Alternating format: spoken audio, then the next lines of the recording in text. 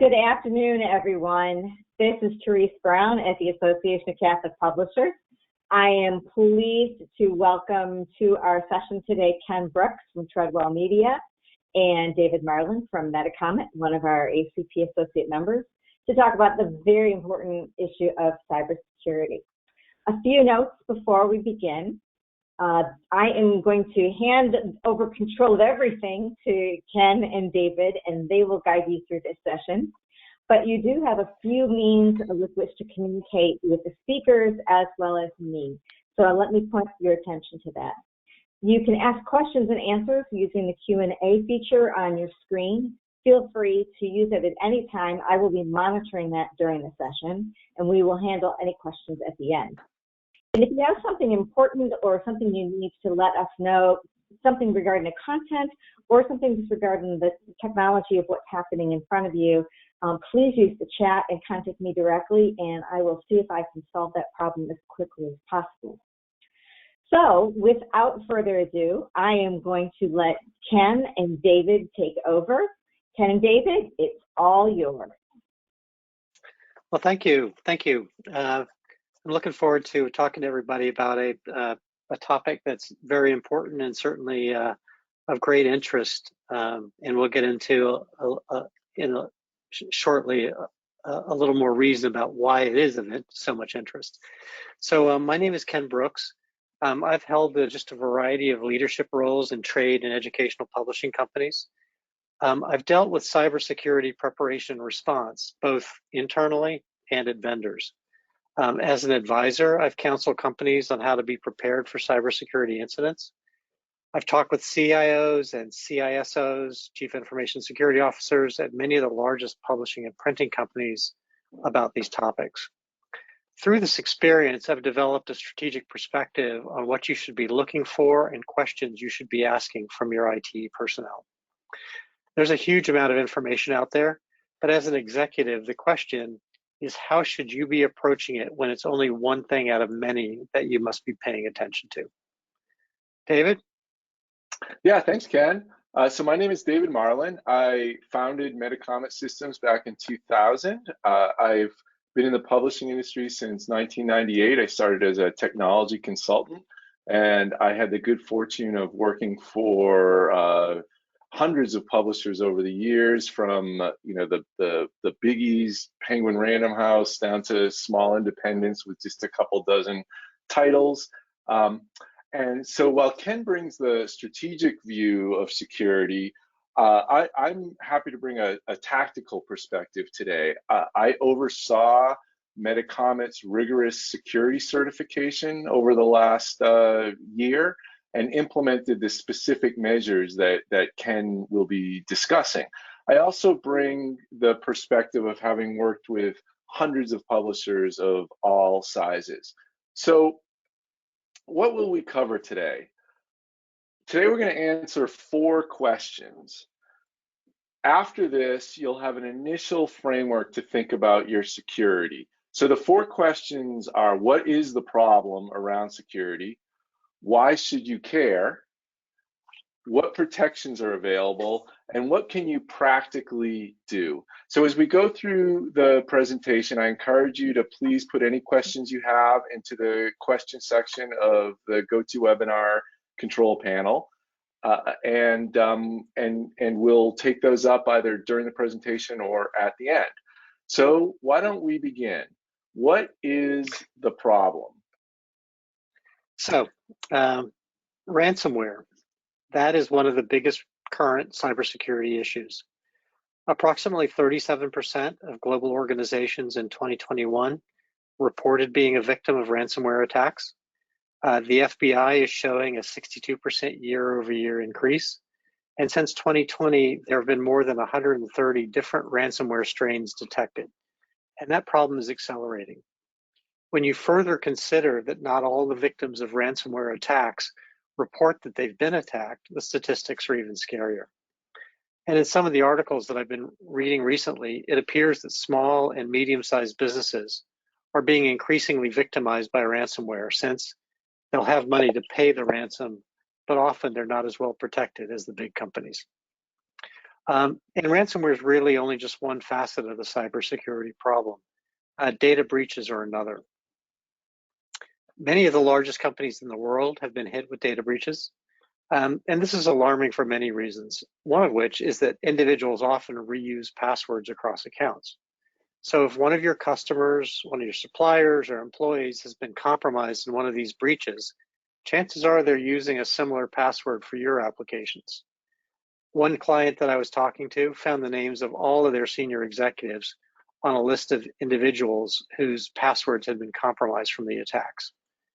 Now, this really affects all segments of our industry. In a brief search of my notes and online sources, I found a number of companies in our industry that have been victims of ransomware attacks. They range from printers to publishers to wholesalers and content and technology service providers. Generally, this is something that's been kept quiet, but many of the executives of these companies have spoken about some of the challenges that they faced and how difficult it was to recover. Now, some of these companies are quite large, but they don't have to be. We'll return to this theme in a moment. Getting hit by one of these attacks can really be just a drive-by crime of opportunity. You don't have to be targeted to be hit. Oh, and on this list, I left off Indigo, which as of like a month or so ago, was still having difficulty recovering from a ransomware attack. Maybe this is a good time for David to talk about why Metacomet cared about the problem. Yeah, thanks, Ken. So I follow both general business and publishing industry news closely, as does Ken. And security breaches are in the news all the time. And every time I would read about one of these breaches, as the CEO of Metacomet, I would ask myself, is this something that I should be worried about? And if it is, what should we be doing about it? And I would often wonder, are we doing right by our customers, employees, and ourselves by continuing to ignore it, which really had been kind of our default process prior to last year. I would also wonder, does my cyber insurance and my business insurance cover this? Won't they just handle this for me if this is a problem?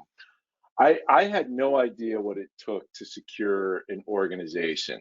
There's a lot of broad stroke concepts out there if you look at how to secure your organization online, but there's little available about practically implementing them.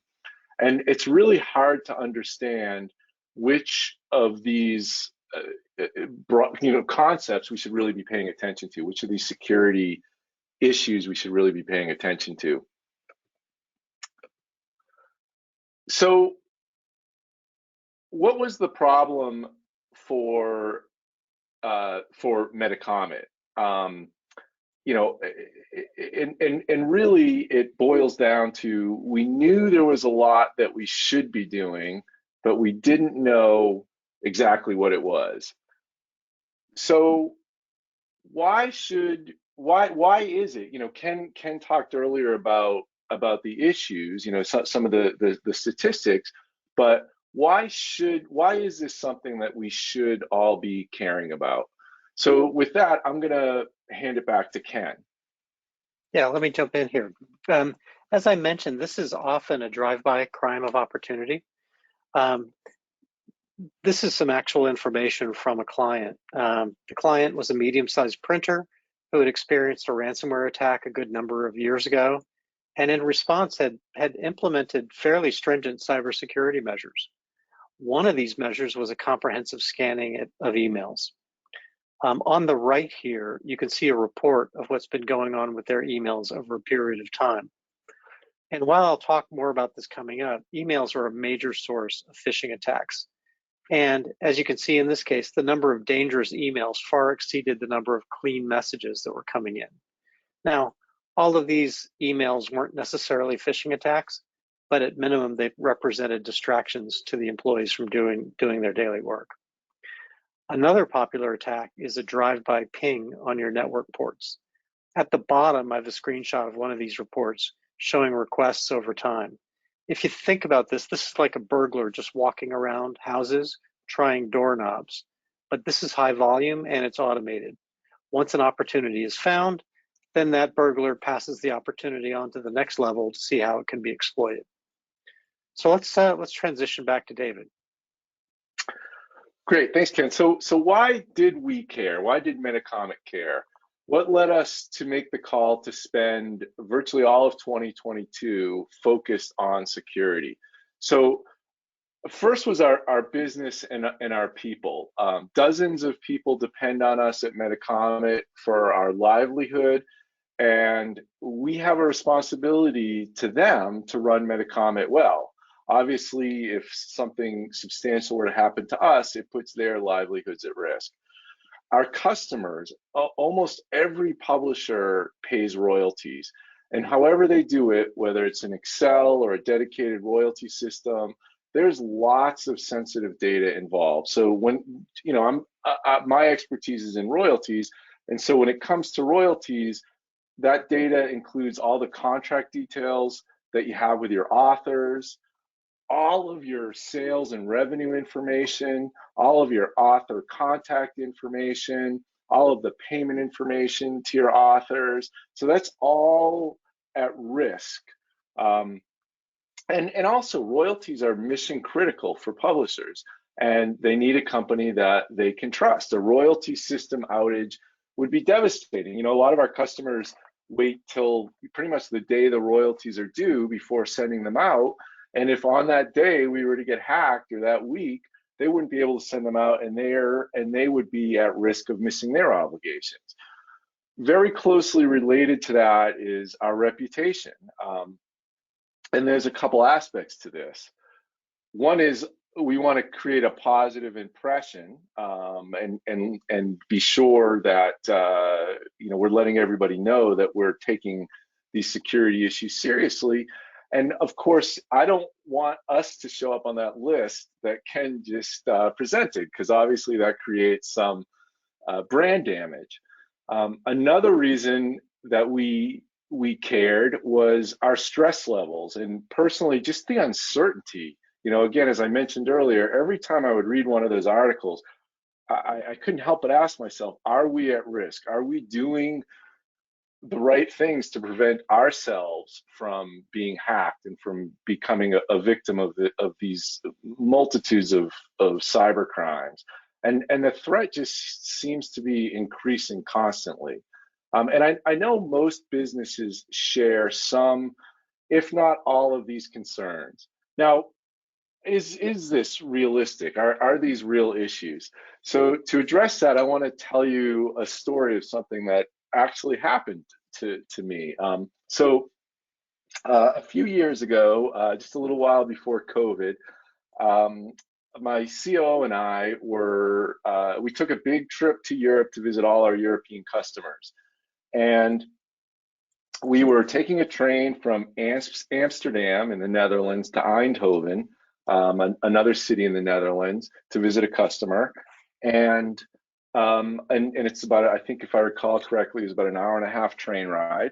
And so our COO and I were sitting on the train working. They had built-in Wi-Fi right into the train. So we were like, this is great. We can get some work done. And so we were on the Wi-Fi, using the Wi-Fi.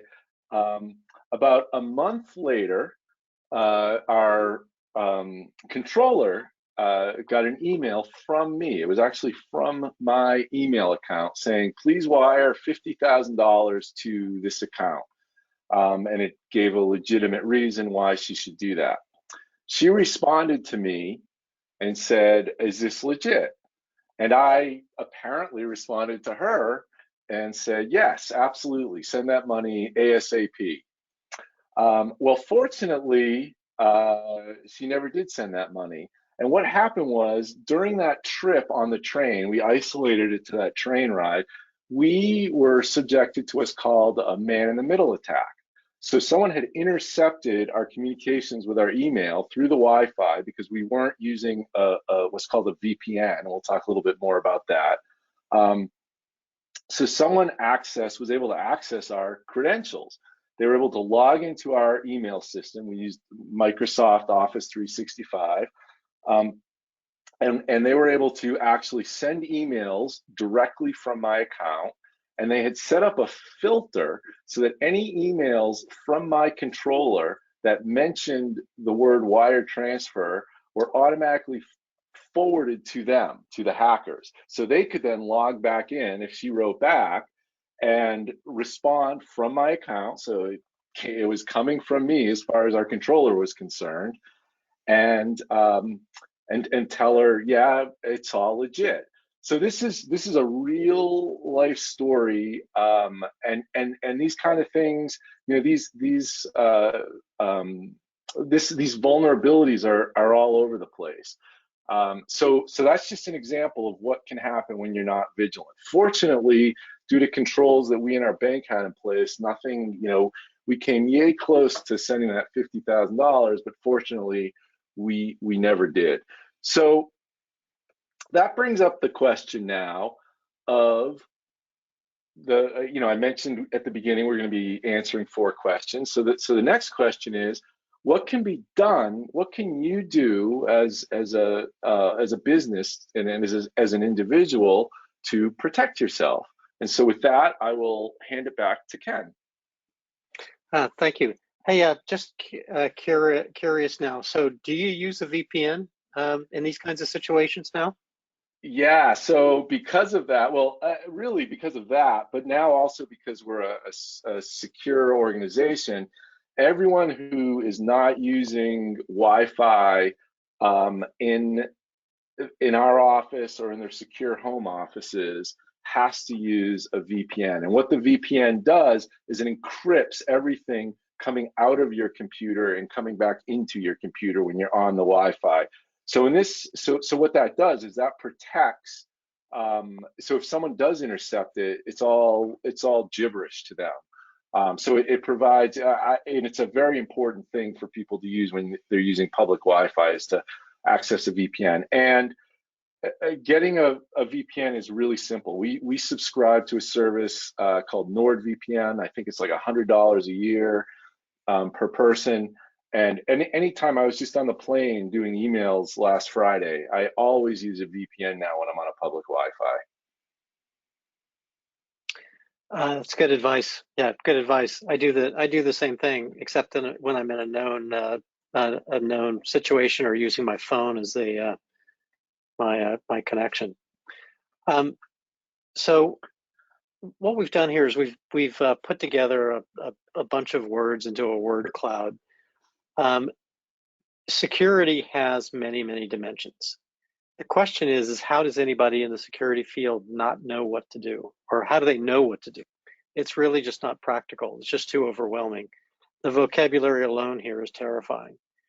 In the words of Hillary Clinton, it really takes a village, including the CIO, the Chief Information Security Officer, security specialists, attorneys, insurance companies, and so on. But most of us don't have all these things, and that's where security frameworks come in.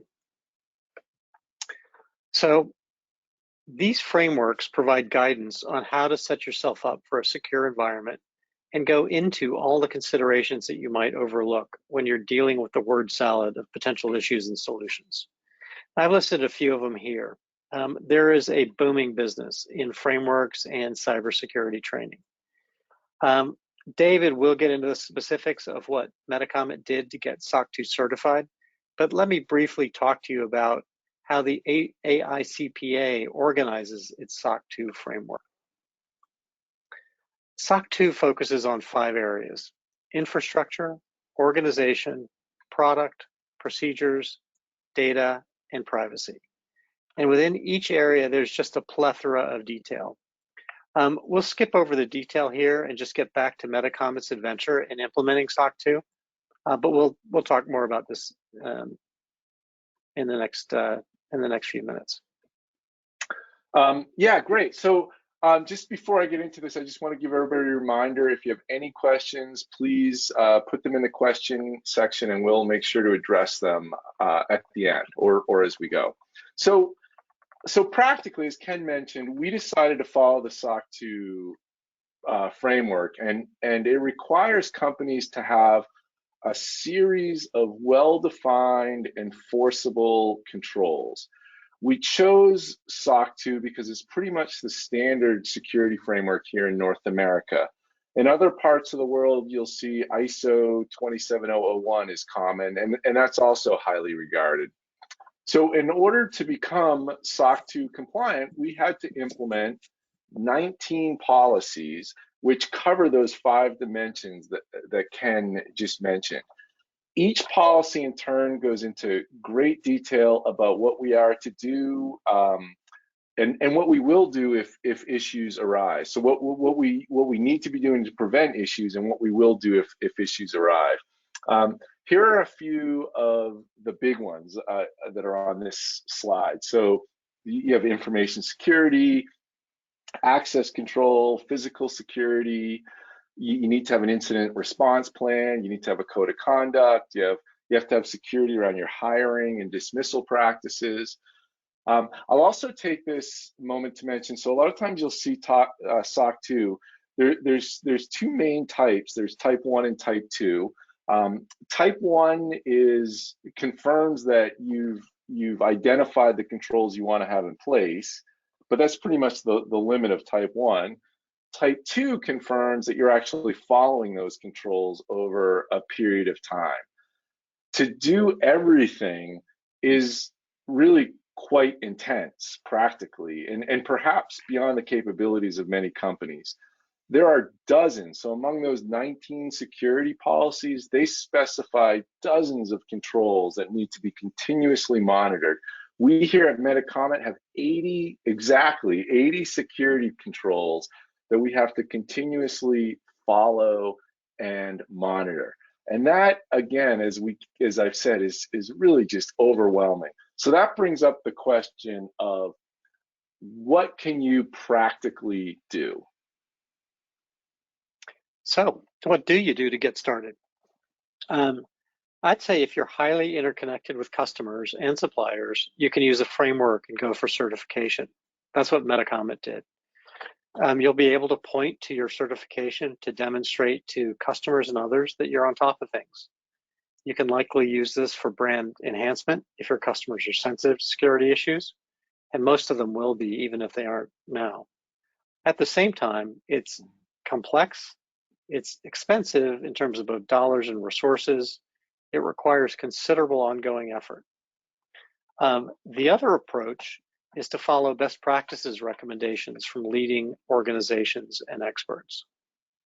Now, this might be more practical for smaller companies and perhaps for non-service providers.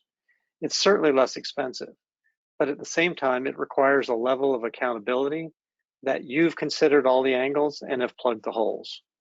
And there are a few of these that are particularly hard to plug if you don't have something or someone watching every move. Some quick examples of this. Do your people know not to put foreign USBs in their machines?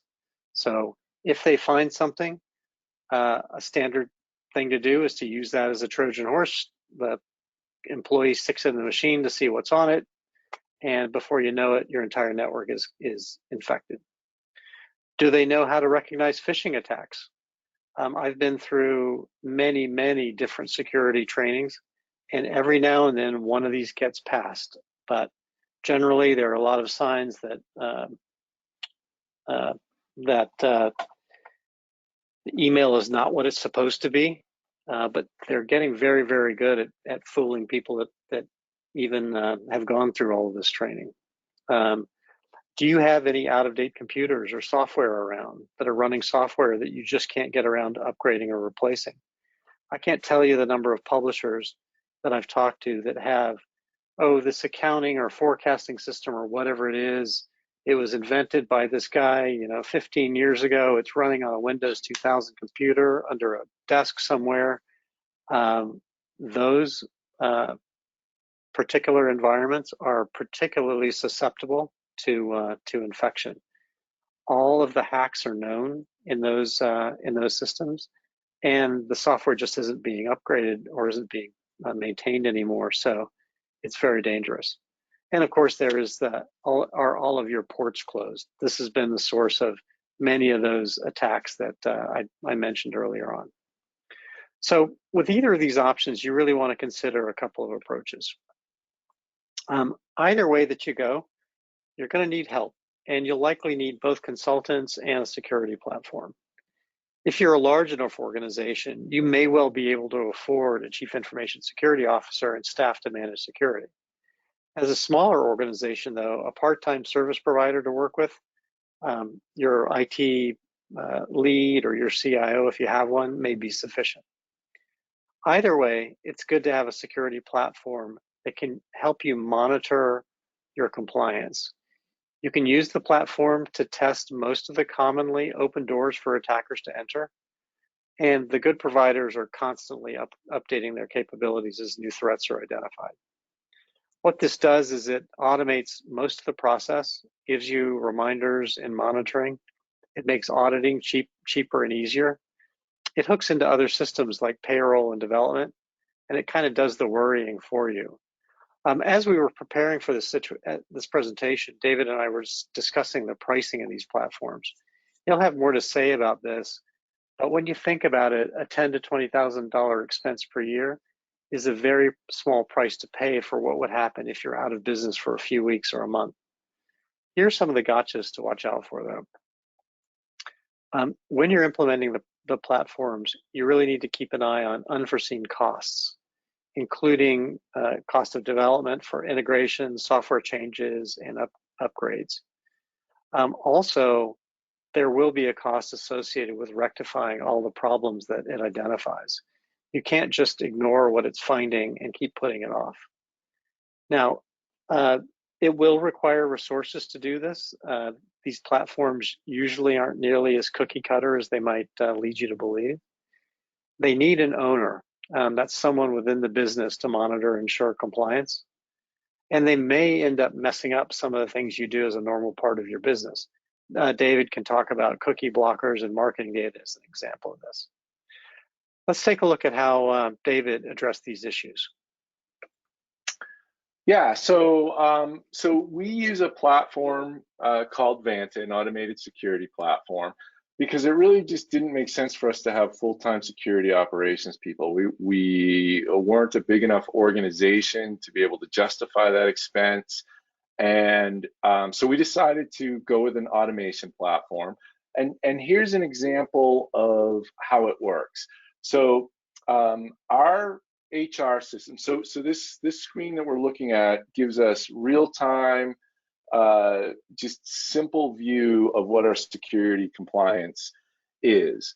So let's just say we hired somebody. So we work with a pretty standard HR system called Gusto. There's a lot of other HR systems out there. And Vanta, this platform, and as most of these automated platforms do, integrates with our HR system. So Vanta knows the moment that we hire a new person. And so we then have a certain number of days based on our SOC 2 compliance requirements to ensure that we've met all the security requirements associated with hiring new people. But until we do hit that compliance, our score temporarily drops, as you can see here. And it's up to our security officer to ensure that we're back to full compliance within the time frames outlined in our policy. So here you can pretty specifically see, so as soon as we hire this person, we drop to 95% compliance. As I mentioned earlier, we have 80 security controls that this platform, and I gotta say, there are a lot of gotchas with these platforms, as Ken mentioned, but I love this platform. It is really awesome. So here are the 80 controls that we have in place, and this is constantly monitoring those 80 controls. I could never do this. We could never do this without an automated security platform. This is telling us, well, we only have 76 of those controls in compliance right now. And we're also GDPR compliant, and I'll talk briefly about that in a moment. So what do we have to do to ensure that we are compliant? Based on our policies that we implemented, and these are pretty standard policies if you're following one of these security protocols that Ken mentioned. Every new employee we hire has to go through a background check to make sure they don't have a criminal record. Every new employee has to read and agree to abide by those 19 security policies that I had mentioned earlier that we have. Every new employee has to go through one of those policies is security training, and every new employee has to go through our standard security training, which this platform provides. So they'll actually watch some videos on the platform, and the platform will validate that they've complied with and have gone through this security training. And so now, once they've gone through this training, and we've done our background checks, and they've agreed to our security policies, we're back up to 100% compliance. And thanks to this automation, our security officer, which could really be with one of these platforms, anybody in your organization who's willing to take on this responsibility, they only need to spend a few hours a month to manage this and keep us secure. So once you're up and running with these platforms, it's actually quite easy to maintain your security. Anytime we come out of compliance, this platform just automatically sends her an email, and she can see exactly what we need to do to come into compliance. And pretty much the two main reasons we get out of compliance are we hire somebody, or every quarter there's a few standard things that we're supposed to do. So we're supposed to make sure all our software is up to date. We're supposed to make sure that every single cloud service that we have, only people who are authorized to use that have accounts on there, things like that. And if we haven't done that, the platform lets us know and reminds us that we have to do that. Another practical thing that you can do is to know your vendors. So any company you work with, for instance, your royalty provider, whatever risk your vendors have, you kind of just automatically incur that risk yourself. So if you're working with a company that that's not secure for any of your tools, that presents risk to your organization. So essentially, you don't necessarily need all of your contractors and providers to be totally secure, because they don't necessarily have access to things that can make you vulnerable. So you have to really assess the risk level of each contractor and company you do business with, and where appropriate, ensure that they have their required security procedures in place. So, maybe your marketing firm doesn't need to be certified secure, but any company that you host your data on certainly does. Or in our case, you want your royalty system to be secure. So especially for the most high-risk vendors, the easiest way to know that they are secure is through a certification, which, as I mentioned earlier, typically in North America is SOC 2 Type 2. So I want to take a brief, really quick detour into GDPR. So in addition to our SOC 2 compliance, we made the decision to become GDPR compliant. And the good news is, if you're SOC 2 compliant, you're pretty much 75% of the way to being GDPR compliant. So GDPR is the General Data Protection Reporting. I forget what the R stands for, but it's a European law. So if you're doing business in Europe, you're actually theoretically required to have this compliance. And it just ensures data privacy and ensures that everybody you work with, you're keeping their data private and secure, and you're giving them the opportunity to opt out of anything and to request that you purge your system of their data. This type of data compliance is coming to the US. So right now, already California has this thing called the CCPA, the California Consumer Privacy Act. So if your business is doing more than $25 million in business, and you're doing business in California, there's one or two other criteria. Really, you're supposed to be CCPA compliant, which if you are GDPR compliant, you pretty much are CCPA compliant. Many of you might be below that $25 million threshold of annual business.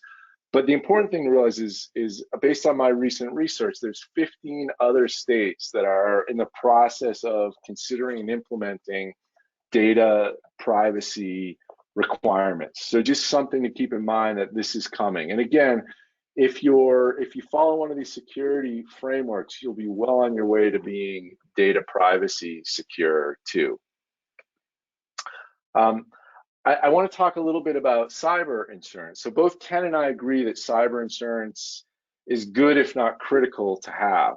And it is very helpful in becoming secure, because one very important aspect of being a secure organization and one requirement of being SOC 2 Type 2 certified is that you've done incident response planning. Actually, the term they use is tabletop planning for incident response. So basically, you're given a list of like 50 different scenarios. And so our leadership team meets, and we have to specify what we're going to do if we encounter an incident, if we're hacked or broken into in some way. And one of the great things about cyber insurance is they basically provide this incident response. So we were able to, it makes having an incident response plan much easier, because basically for like 45 of those 50 situations, we could just say, call our insurance company, call our insurance company, call our insurance company. And because we're paying for this service, they'll automatically, well, they'll handle, it's not automatic, but as soon as we let them know, they'll take over our security response, and they'll go into our systems, they'll help figure out what happened, they'll help figure out what we need to do, and they'll manage the communication with all our customers and partners. So even, so one other thing about cyber insurance is even the most secure companies can still be hacked. Basically what you're doing by following these best practices is making sure you're doing everything you reasonably can to be secure, but it doesn't guarantee that you're not going to be hacked in some way. So most general business insurance may not cover things such as ransomware attacks, especially with the depth that you're going to want or need. And they almost certainly don't have any kind of incident response if you are hacked. So it is important to have cyber insurance to protect yourself against these situations. So now, while we never want to experience a ransomware attack, if we do, our insurance company is going to compensate us both for the cost of dealing with it and for the business implications of having been hacked. Another interesting aside about cyber insurance, and we just recently went through the process of switching our cyber insurance. And so I did a lot of shopping around. I managed that process for us here at Metacomet. And one interesting thing I learned that cyber insurance covers that general business insurance generally doesn't cover is liability from digital media that we may be involved in, like a webinar such as this. So if I say something totally stupid and somebody decides to sue us, our cyber insurance policy actually covers that, whereas our general business insurance, and I didn't even realize this, wouldn't cover us for that. So there are some other interesting and odd things that cyber insurance will protect you against. Hey, David. Yes. So when you were out shopping for cyber insurance, I've been hearing that because of the surge in attacks, that the insurance providers are scaling back their coverage and they're increasing deductibles. Did you see any of that? I didn't see scaling back or decreasing, but what I did see was a pretty substantial price increase. So, okay. Which probably compensates for that difference. Yeah, it basically, our cyber insurance costs went up 50% from 2022 to 2023. So it's getting much more expensive. There's a lot of plans out there, it turns out. And so I think if you have a good agent, you really need to work with an agent on this who really will take the time to get to know your business. You can get a good plan. So now we're going to just talk about some conclusions from, we'll go over some conclusions from this discussion. And before I get into this again, just a reminder, please feel free to put any questions that you have in the question part of GoToWebinar, and we'll be sure to get to those. So Ken and I put together a list of some next steps you can take. One of the first is to get cyber insurance, because not only does it help with ransomware, which is one of the most common types of cyber security issues, but it also gives you that incident response. So you can just rest easy. I don't know if any of you have ever had to use some of your insurance policies, but one of the great things, we had a situation several years ago, and I was really stressed out, but our insurance company, fortunately we have a great agent, our insurance company called us up and said, the reason you paid for this is so that you don't have to stress. We're going to deal with it for you. And it's just such a relief to know that these professionals who are experts at dealing with this will handle it for you.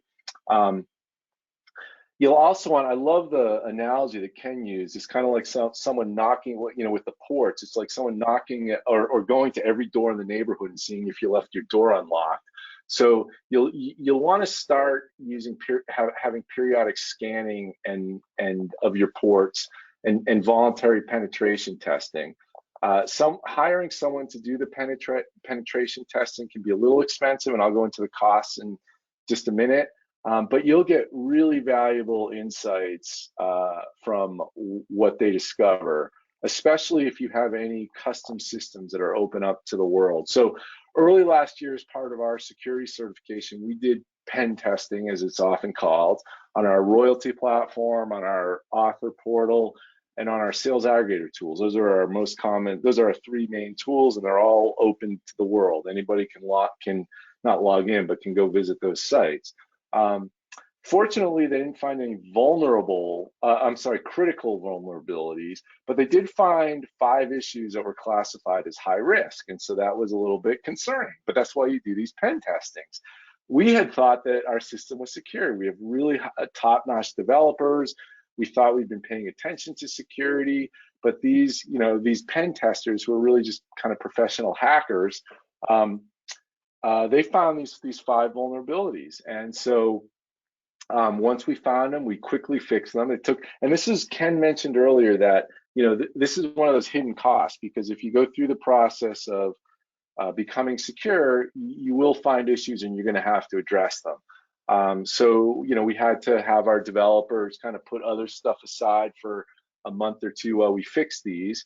And then included in our pen testing plan, our penetration testing plan, they assessed us. They tried to hack in again, and they confirmed that we closed all the security gaps that they had identified.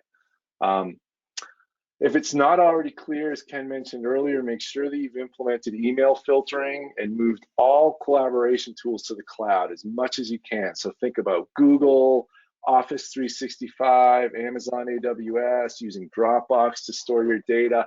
As much as possible, one of the easiest things you can do to become secure is to move as much as possible to the cloud. Again, make sure they're all SOC 2, Type 2, or better certified for security, but all those big ones are, and for the most part, and so you can rest pretty comfortably that they're following all the best practices, so you don't necessarily have to worry about that yourself. That's one of the easiest and most cost-effective things that we did, because we got rid of all our internal servers. We have pretty much nothing that we're storing directly on our servers anymore. It's all in the cloud, and so like we use AWS, and so it just ensures that everything is secure. Implementing a technology policy, doing employee training, and support that with simulated attacks. So there's some great companies out there that will actually test your people, your staff, for phishing. They'll send them fake phishing emails and see if anybody responds to them. And if they do respond to them, then they will provide training to those people to make sure that they understand what it is about those phishing emails that they missed. As Ken mentioned earlier, make sure all your equipment and applications are up to date and patched. And also make sure you have good backups and make sure you've tested they work. You wouldn't believe the number of times I've heard of companies that had backups, but that found out after it was too late that the backups weren't working. They'd been halted for some reason. In my case, years ago, I had a client whose server had crashed. So it wasn't a security issue, but their server had crashed and their hard drive was totally destroyed. And despite running nightly backups, they were set up with nightly backups. They were totally confident they were covered. they discovered that nothing was actually getting backed up. Somewhere along the way, the backup would just start reporting as running, but nothing was actually getting backed up. And that's surprisingly common, and that's yet another reason to move as much as possible to the cloud. It just gives you a high degree of confidence that everything's backed up properly. So I also want to, I mentioned that I would cover some of the costs. Hey, David, yes. before you jump to the cost, I want to tell a story about the simulated attacks. So this one client had a process of doing the simulated attacks, and they built a leaderboard to see which departments were most susceptible to falling for phishing attacks. And I don't know whether you consider it surprising or not, but the sales group ended up at the bottom of the leaderboard for that security consciousness. So that's a great story, Ken. It's a great idea for inspiring people to become, more secure. I love that. So I just want to, just in case you guys are, hopefully you are considering implementing some of the things that Ken and I spoke about, just to give you a sense. So this is what we pay. Now, obviously, it's going to depend on what type of organization you are and how big you are. But we pay about $8,000 a year for cyber insurance. This is above and beyond our general business insurance. The security automation platform, I think this is pretty standard, regardless of how big your company is. For some of these platforms, we pay about $12,000 a year for that Vanta platform, which is just, again, it makes that process of ensuring that we're compliant so much easier, because otherwise it would just be too overwhelming. Managing those 80 controls, there's no way we could afford to have someone on staff to do that. So the security platform does that for us.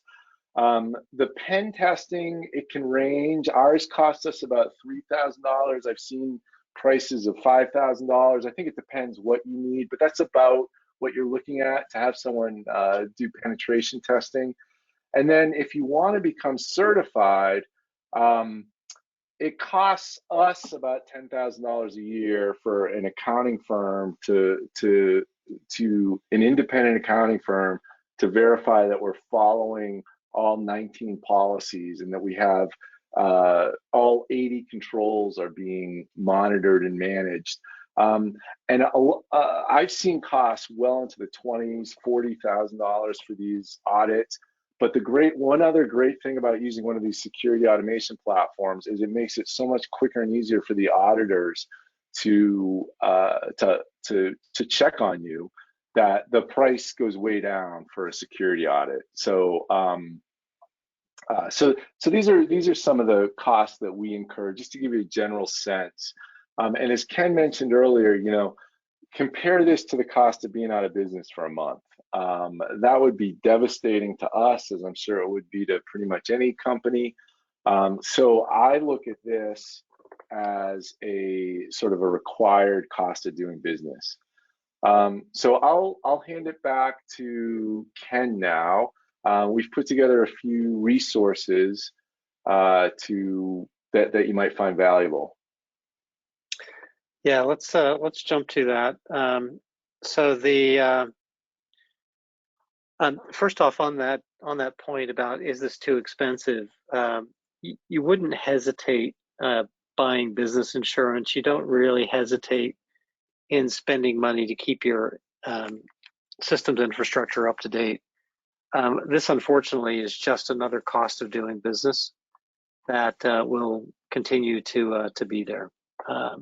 And it's going to be required, particularly if you work with like public schools or other institutions that have protected data that they're quite concerned about. So back on the resources, Dave and I put this list together.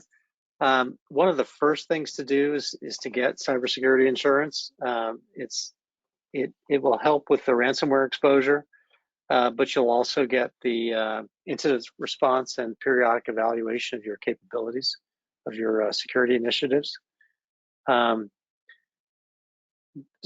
These organizations, I think, are going to be useful to you with specific hands-on things to do. So the GCA cybersecurity toolkit for small businesses gives you like specific things to do. NIST has the exact same kind of approach. The FBI cybersecurity area is more general information, and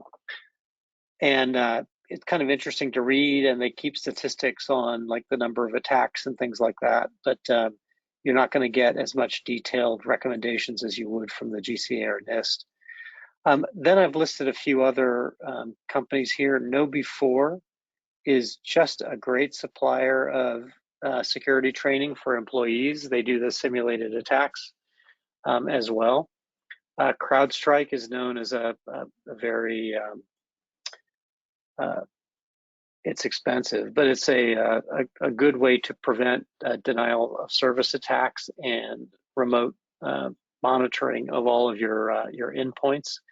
And then there are the security platforms like Vanta and Tugboat. Yeah. No, David, you have anything further to add on this?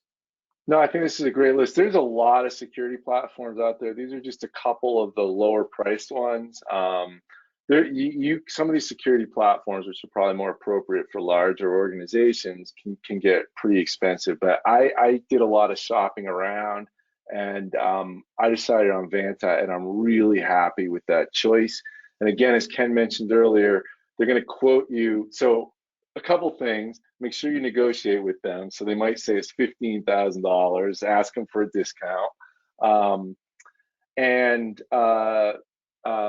also realize they're gonna, they're salespeople. They're all, most of these companies are venture backed and they're under a lot of pressure to sell. So their salespeople will be like, oh yeah, it's only going to take you 10 hours of effort. It probably took us, I would say, more like 100 hours of effort over the course of a year. We spread it out over the course of a year, maybe 150 hours of effort to get everything compliant, because we found a bunch of issues that we had to fix. So just be aware that there are, take it with a grain of salt what they sell you, but we're really happy with the Vanta platform. So at this point, if anybody has any questions or would like to talk about any of this, we're happy to discuss that with you.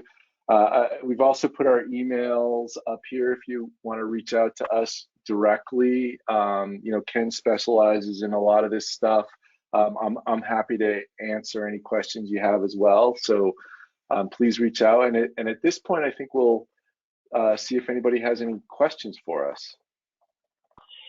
Thank you, David and Ken. It's been a wonderful and wonderfully informative presentation. Especially appreciated both the broader issue conversation as well as the practical kind of stories of how you at Metacom had dealt with some of the same things that others are facing. We don't have any questions. Actually, you answered the questions as we went through, so that was great. For those of you who are here, as I mentioned earlier, this session is being recorded, so we will post it at the webinar page at the ACP website. And a link to the webinar will go out to those who registered but didn't attend, as well as those of you who are here. I will also be featuring it in this upcoming newsletter for our members, so they will have another chance to take advantage of the great information that you've shared with us. With that, any last comments, Ken or David? Otherwise, I think we're pretty much done. Very good. Well, thank you for the opportunity to talk to everyone. Yes, thank you.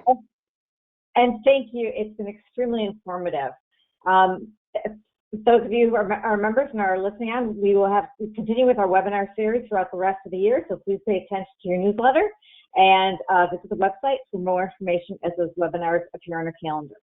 Thank you very much, and good day to all of you. Bye. Bye, everybody.